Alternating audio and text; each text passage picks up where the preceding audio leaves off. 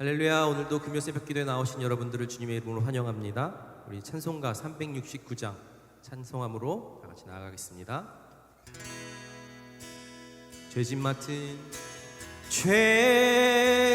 맡은 우리 구주, 어찌 좋은 친구인지, 걱정 근심 무거운지 우리 주께 맡기세. 주께 고함 없는 고로 복을 받지 못하네. 사람들이 어찌하여 아뢰 주를 모를까.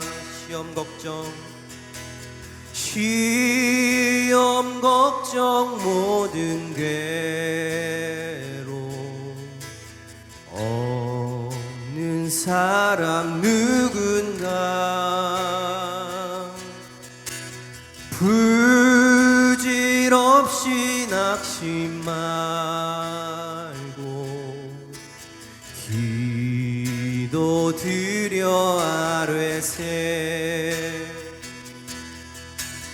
이런 진실하신 친구 찾아볼 수 있을까.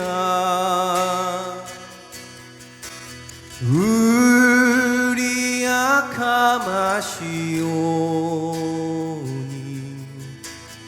어찌 아니하될까. 근심 걱정 무거운지, 아니 진짜 누군가. 피난처는 우리 예수, 주께 기도드리세. 세상 친구 멸시하고 너를 조롱하여도 예수 품에 안기어서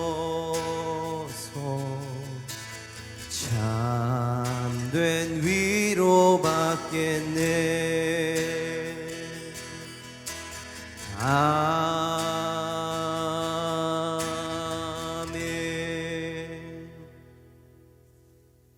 최정철 전도사님 나오셔서 말씀 전해주시도록 하겠습니다. 기도하시겠습니다. 하나님 아버지 감사합니다. 이렇게 지난 하루도 주님께서 지켜주시고 단잠을 허락해 주셔서 오늘 하루도 주님의 새로운 인자하심과 사랑을 맛보게 해주심을 감사드립니다. 주님의 말씀을 읽을 때 주님께서 말씀해 주시고 오늘 하루도 승리하는 주님의 종이 될 수 있도록 도와주시옵소서. 감사하며 예수님의 이름으로 기도드립니다. 아멘. 오늘 하나님께서 주시는 말씀은 마가복음 9장 30절에서 37절입니다. 신약성경 마가복음 9장 30절에서 37절입니다. 그곳을 떠나 갈릴리 가운데로 지날새 예수께서 아무에게도 알리고자 아니하시니 이는 제자들을 가르치시며 또 인자가 사람들의 손에 넘겨져 죽임을 당하고 죽은 지 3일 만에 살아나리라는 것을 말씀하셨기 때문이더라. 그러나 제자들은 이 말씀을 깨닫지 못하고 묻기도 두려워하더라. 가버나움에 이르러 집에 계실새 제자들에게 물으시되 너희가 길에서 서로 토론한 것이 무엇이냐 하시되 그들이 잠잠하니 이는 길에서 서로 누가 크냐 하고 쟁론하였음이라. 예수께서 앉으사 12 제자를 불러서 이르시되 누구든지 첫째가 되고자 하면 뭇 사람의 끝이 되며 뭇 사람을 섬기는 자가 되어야 하리라 하시고 어린 아이 하나를 데려다가 그들 가운데 세우시고 앉으시며 제자들에게 이르시되 누구든지 내 이름으로 이런 어린아이 하나를 영접하면 곧 나를 영접함이요 누구든지 나를 영접하면 나를 영접함이 아니요 나를 보내신 이를 영접함이니라. 아멘. 오늘 말씀에서 예수님께서는 제자들을 가르치시려고 아무에게도 안 알리시고 갈릴리 가운데로 지나가시고 계십니다. 예수께서 곧 사람들의 손에 넘겨져 죽임을 당하고 죽은 지 3일 만에 살아나리라는 것을 아주 충격적인 말씀을 하시는데요. 아니, 예수님께서 죽으신다니, 그리고 다시 산다는 말은 도대체 무슨 뜻인지 제자들은 이해를 하지 못했습니다. 다 우리 모두에게 익숙한 상황이지 않습니까? 누군가 무엇을 얘기해 줬는데 아무도 못 알아들은 걸 다 알고 있지만 그 누구도 질문을 하지 않고 그냥 어색하게 이해했어요 한 듯 그냥 넘겨버리는 상황 말입니다. 문제는 오늘 이 날에 예수님께서는 특별히 제자들을 가르치시려고 이런 시간을 마련하셨다는 것입니다. 그리고 제자들은 말씀을 깨닫지 못할 뿐만이 아니라 묻기도 두려워했다고 합니다. 예수님과 가까이 있으면 있을수록 예수님에 대해서 많이 알고 있어야 하는데 이런 이해 안 되는 상황에서 우리들은 제자들과 같이 비슷한 모습을 보이지 않습니까? 주님 앞에 나와서 질문을 하는 것을 꺼려 할 때가 있지 않습니까? 삶에는 어려운 질문들이 수도 없이 많습니다. 고통의 질문, 질병의 질문, 악의 질문, 왜 굳이 이러한 세상으로 이러한 방법으로 하나님께서 뜻을 이루시려 하시는지 등 질문은 많습니다. 하지만 얼마나 우리들은 이러한 어려운 질문들을 가지고 예수님 앞에 가지고 옵니까? 만약 제자들이 여기서 예수님에게 질문을 하며 배워 나갔다면 이야기는 어떻게 달라졌을까요? 예수님과 어떠한 대화를 나누었을까요? 그리고 그들의 관계는 어떻게 성장했을까요? 오늘 우리도 같은 질문을 해보려 합니다.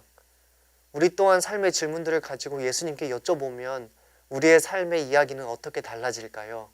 그리고 우리는 예수님과 어떠한 대화를 나누게 되고 예수님의 제자들로서 삶에 어떤 변화가 있을까요? 본문에서는 어찌되었든 제자들은 예수님에게 질문을 하지 못한 채 가버나움까지 이르게 됐다고 합니다. 짧은 거리가 아니에요. 한 25km 조금 넘는 거리였다고 보시면 되는데 아무리 쉬지 않고 걸어도 최소한 5시간은 걸렸을 것입니다. 이 긴 시간 동안 제자들은 예수님께 질문을 하지 않고 다른 이야기를 나누는 것을 볼 수 있는데요. 아니, 질문을 기다리시던 예수님, 또한 질문을 해야 되는 것은 제자들이었는데 33절에 보시면 예수님께서 제자들에게 질문을 던지십니다. 너희가 길에서 서로 토론한 것이 무엇이냐? 예수님이 질문을 하실 때에는 항상 의도가 있으시죠. 절대로 정보를 얻기 위해 질문을 필요로 하시는 분이 아니시기 때문에 보통 예수님께서 질문을 하시면 예수님을 위해서보다도 질문을 향한 사람을 위해서나 듣는 사람들을 위해서 질문을 하시기 때문에 한번 잘 들여다보아야 합니다. 제자들이 무슨 제목으로 토론을 나누었는지 예수님도 아셨습니다. 그리고 다시 한번 제자들은 예수님의 말씀을 들은 후에 침묵에 빠지는데요.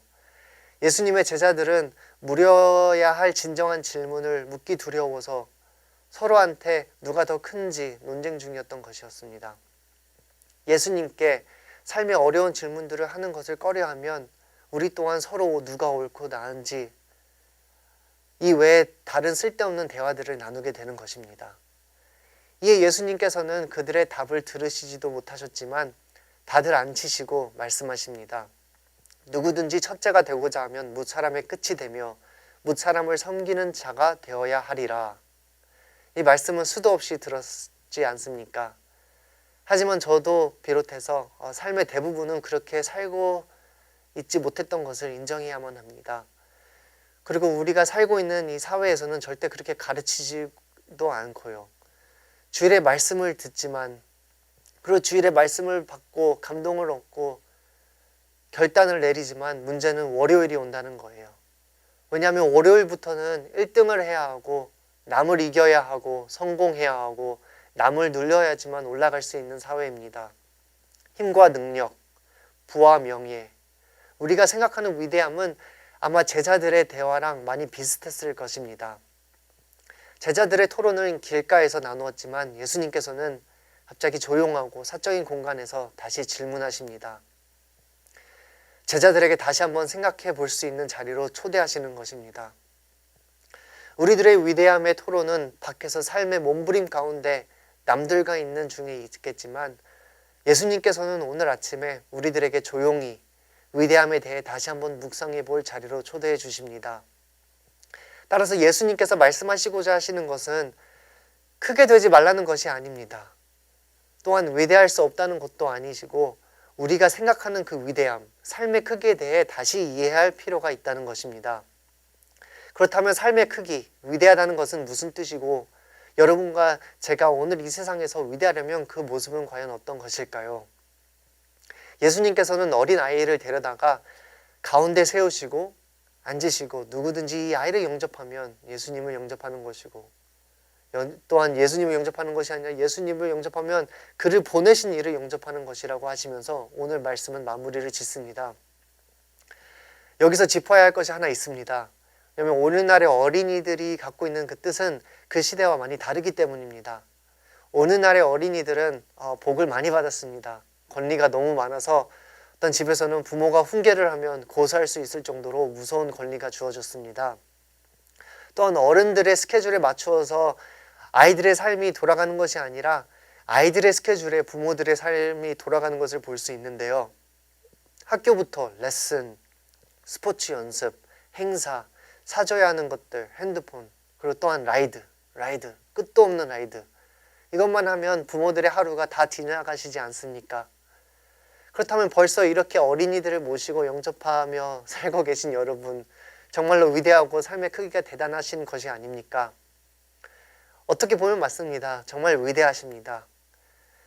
하지만 그리고 대부분 사람들은 어린 아이를 내치지 않을 것이지만 한 단계 더 깊이 나아가서 예수님께서는 아이들이 뜻하고 상징하고 있는 것을 말씀하고 있는 것 같습니다. 연약함, 또한 의존해야만 하는 존재, 그리고 이때는 권리도 없었고 경제적인 가치도 없었고 먹기만 잘하고 사회에 별로 큰 공헌을 할 수 없는 존재들을 뜻하고 계신 것입니다. 예수님께서는 위대함이란 이런 자들을 나의 무분별하게 받아들이라는 것이라 합니다. 삶의 크기는 그래서 이렇게 잴 수 있습니다. 위대함이란 우리가 무엇을 성취했고 우리가 무엇을 쌓은지가 아니라 우리에게 무엇이 있는 게 아니라 지극히 작은 자 하나에게 한 것, 마태복음 25장 40절에 나와 있지 않습니까? 배고픈 자들, 또한 목마른 자들, 헐벗은 자들, 아픈 자들, 갇힌 자들, 이들이 우리 삶의 상징적으로 어린아이들인 것입니다. 우리들의 위대함은 절대로 남과 비교해서 그 위에 서지 않아야 합니다. 왜냐하면 중요한 것은 우리가 아니에요. 우리의 나라도 아니고 우리의 민족도 아니고 우리의 종교의식조차도 아니고 우리의 정치적 성향도 아니며 우리의 은행 계좌, 집, 직장, 평판 다 아닙니다. 중요한 것은 섬김에서 나오는 것입니다. 그리고 그 섬김의 대상은 우리에게 되갚을 수 없는 자들, 되갚지 않는 자들, 그런 사람들입니다.